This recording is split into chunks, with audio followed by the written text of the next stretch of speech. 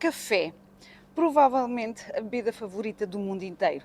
Mas sabiam que a ascensão do café, sim, até o café, à fama global não ocorreu sem controvérsias, obrigando até à intervenção de um Papa, contrabando, uso de artimanhas e histórias de sedução. A história do café remonta a 850 da nossa era, possivelmente antes, com uma série de relatos e lendas em torno da sua descoberta e primeira utilização enquanto bebida. A versão mais aceita é que a sua origem tenha sido no reino de Sheba, ou Sabá, que englobava a antiga Abissínia, hoje Etiópia, e o Iêmen.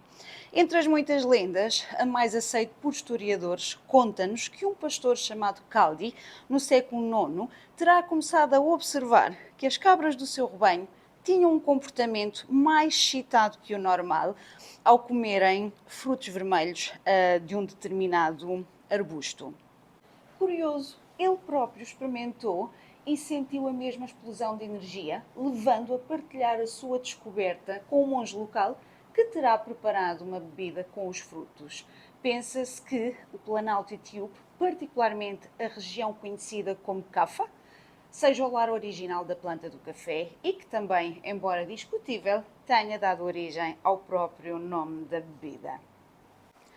O século XV marcou a entrada do café no Iêmen, onde rapidamente se tornou um alimento básico nos mosteiros sufistas. Os monges descobriram que o café os ajudava a permanecer acordados durante longas horas de orações e meditações noturnas.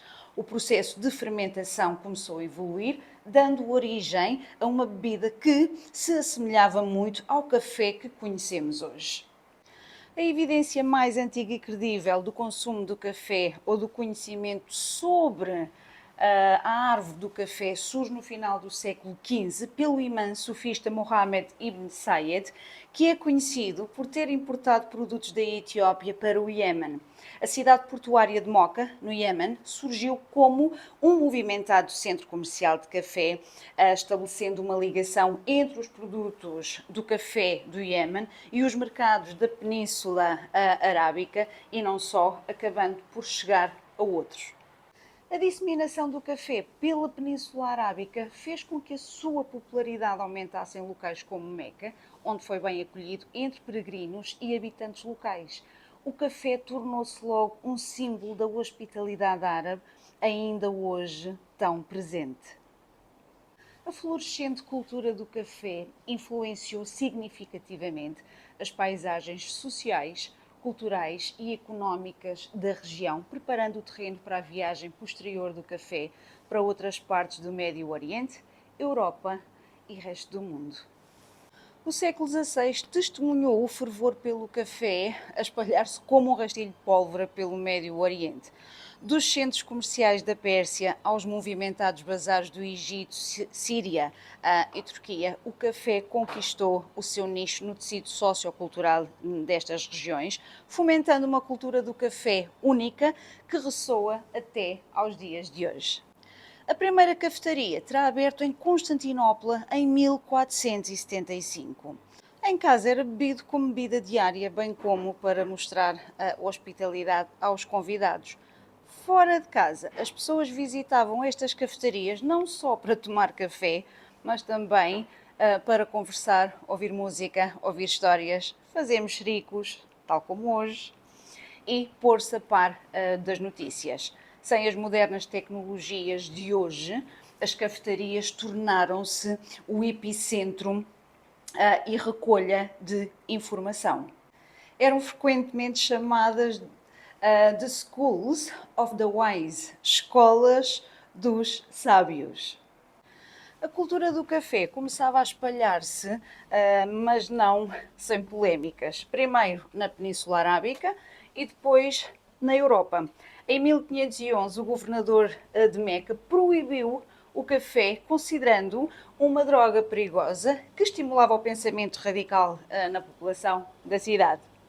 O governador acreditava que o café era uma substância tóxica, perigosa, igual ao álcool que é proibido no Alcorão. Não mencionando, claro, que não era o café, mas sim as conversas em torno do café que se poderiam tornar perigosas, principalmente para quem estava no poder. No entanto, estas proibições seriam revogadas em 1524 por uma ordem do sultão otomano Suleiman I, tendo o grande mufti Mehmet el-Imadi emitido uma fatwa permitindo o consumo do café.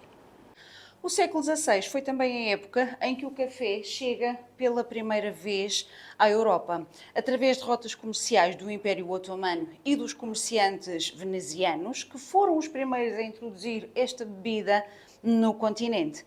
Inicialmente a recepção foi mista. Em alguns locais, o café foi recebido com curiosidade e prazer, enquanto noutros enfrentou ceticismo e foi mesmo apelidado de amarga invenção de Satanás. Vários clérigos da Igreja Católica acreditavam que a bebida iria corromper as suas congregações com o seu sabor desagradável, mas acima de tudo opunham-se por causa das origens do mesmo, ou seja, das terras dos infiéis. Rotularam-no de satânico e pressionaram para que fosse banido pela Igreja. O burburinho foi tanto que o Papa Clemente VIII foi chamado a intervir e, entretanto, ao provar o café, declarou: ora, esta bebida de Satanás é tão deliciosa que seria uma pena deixar que os infiéis tivessem o uso exclusivo dela.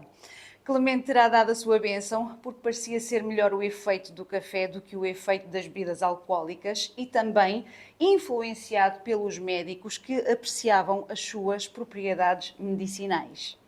O século XVII assistiu a uma proliferação de cafetarias nas principais cidades europeias, como Londres, Paris e Viena. Estes não eram apenas locais para tomar uma chávena de café, eram os epicentros da interação social, do discurso intelectual e do intercâmbio cultural. Os cafés de Londres ganharam a alcunha de Penny Universities, universidades de 1 cêntimo, pelas conversas esclarecedoras que era possível ter pelo preço de um café. A narrativa do café está intimamente ligada à época da expansão colonial. À medida que as potências europeias expandiam os seus domínios por territórios desconhecidos, o café embarcou também numa viagem por novas terras, semeando um legado que abrangeria continentes. Os holandeses, por exemplo, introduziram o café em Java, na Indonésia, enquanto os franceses o levaram para as Ilhas das Caraíbas e os portugueses para o Brasil. Por volta de 1600, a maioria dos grãos de café vinha do Iêmen. Os grãos e plantas do café estavam sob uma vigilância apertada e os que estavam no poder faziam tudo o que podiam para garantir que as plantas ou grãos férteis não saíssem das suas mãos e pudessem ser cultivados noutro local, perdendo assim o controlo da produção e comércio de tão rentável e procurado bem.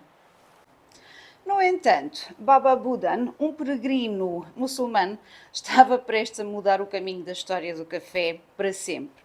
Deixou Meca e regressou à Índia, contrabandeando um punhado de grãos de café.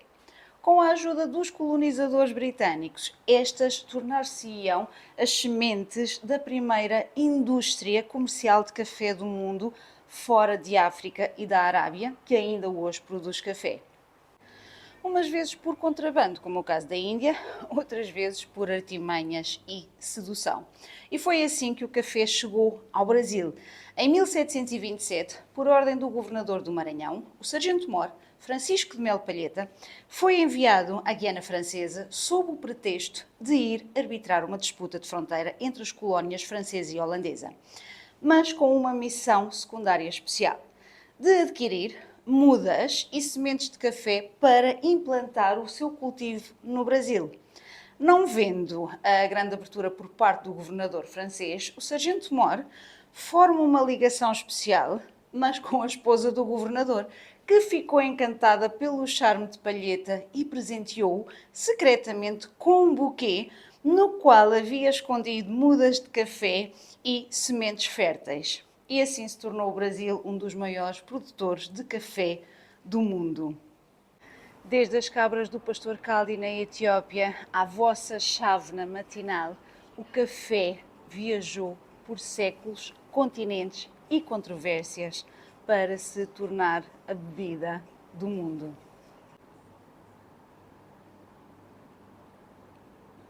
Por isso, da próxima vez que beberem um café, lembrem-se de que estão a saborear história.